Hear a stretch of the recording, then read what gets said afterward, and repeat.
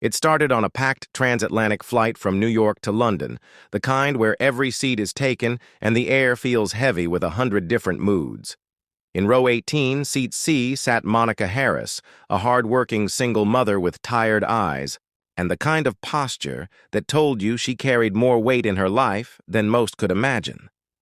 Beside her, in the middle seat, was her 8-year-old son, Jaden, small for his age, but with eyes so sharp they seemed to cut through the world. They were just trying to get home after a whirlwind week in New York visiting family, but fate, as it often does, had other plans. Directly behind them sat a sharply dressed white businessman, mid-40s, who had been muttering under his breath from the moment they boarded.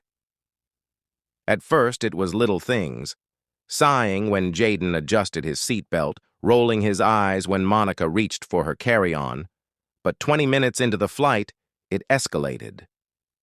The man leaned forward, tapped Monica's shoulder with 2 fingers, and said, in a voice dripping with entitlement, "You people need to keep it down. Some of us paid good money for peace and quiet."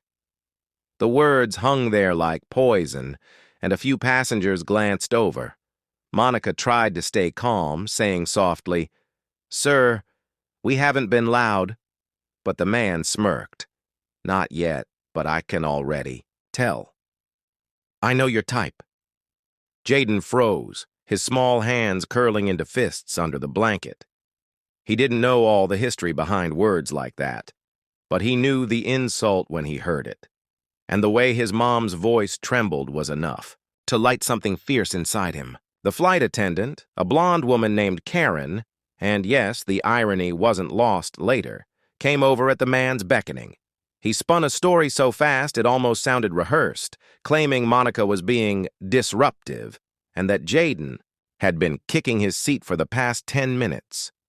It was a lie, and Jaden knew it, but the attendant didn't even ask Monica's side before leaning in and warning, "Ma'am, if this continues, we'll have to report you to the captain." The humiliation on Monica's face was almost unbearable for Jaden. He swallowed hard, his mind racing because something about this felt wrong, not just mean but unfair in a way that gnawed at him. That's when the moment came. Jaden, in his small but steady voice, looked right at the attendant and said, "Excuse me, ma'am, but I know my rights." The nearby passengers turned their heads, startled that a child had spoken up like that. The businessman chuckled, muttering, "Oh, this'll be good." But Jaden didn't flinch. "Federal Aviation Administration regulations say that passengers can't be accused of misconduct without evidence. You didn't ask my mom's side, and you didn't ask me. You're taking one person's word against ours without any proof. That's not fair treatment, and it's against policy." A murmur rippled through the nearby seats. Monica stared at her son, stunned, as Jaden turned to the businessman and said, "Sir, I have been sitting in my seat with my feet flat. If you say otherwise, I invite you to prove it. And you can't, because it didn't happen." Making false accusations against passengers is harassment. By now, a man 2 rows ahead had his phone out, recording. Another passenger, a law student from Boston, leaned over and whispered, "Kid's not wrong."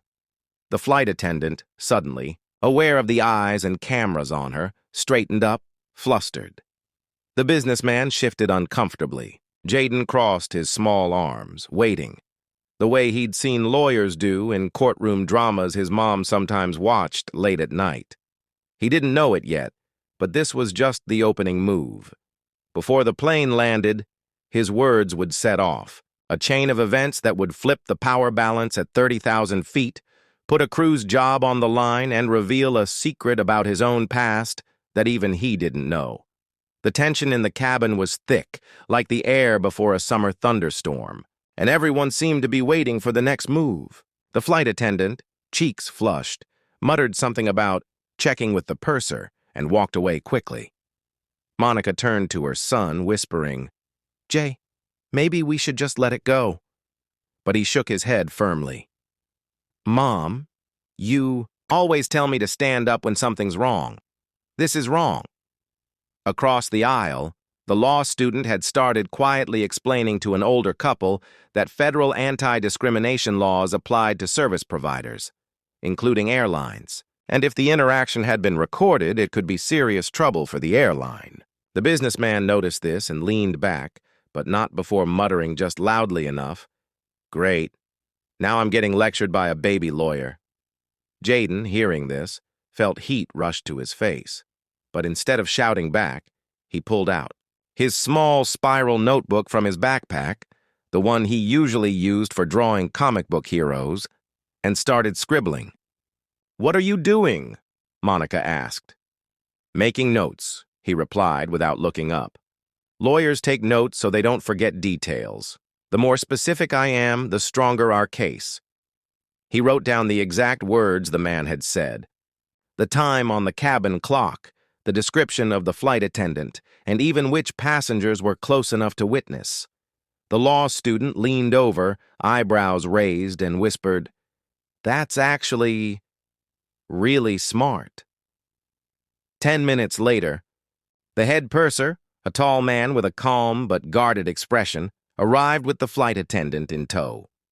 He crouched slightly so his voice wouldn't carry too far. "I understand there's been some kind of disagreement?"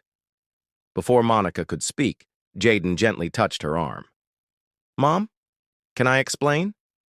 She hesitated, then nodded. Jaden spoke, clearly recounting exactly what had happened, including the false accusation of kicking the seat and the failure to hear their side before issuing a warning. Then, in a move that stunned everyone within earshot, he said, "Under FAA Advisory Circular 120-34A, crew members are trained to manage passenger conflicts impartially. This wasn't impartial. This was one-sided."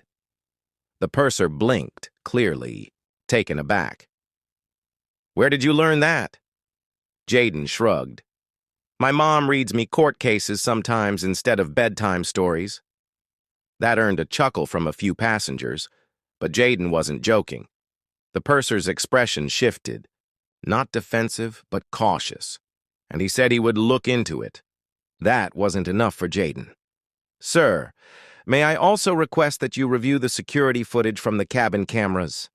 It will show I did not kick the seat." A gasp went through the nearby rows. Few passengers even knew the airline kept such footage.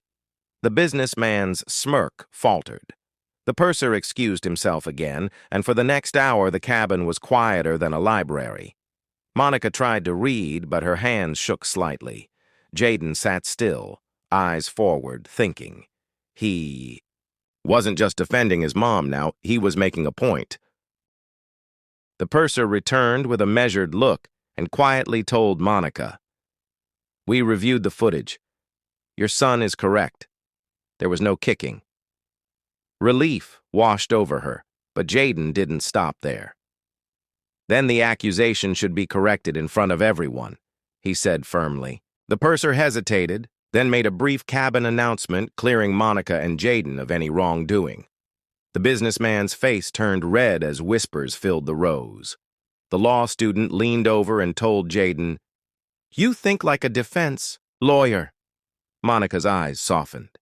"Your dad would be proud," she whispered, revealing for the first time that Jaden's late father had been a public defender. Before he could ask more, turbulence shook the plane, and the businessman unbuckled to grab his bag. Jaden's sharp voice cut through the noise.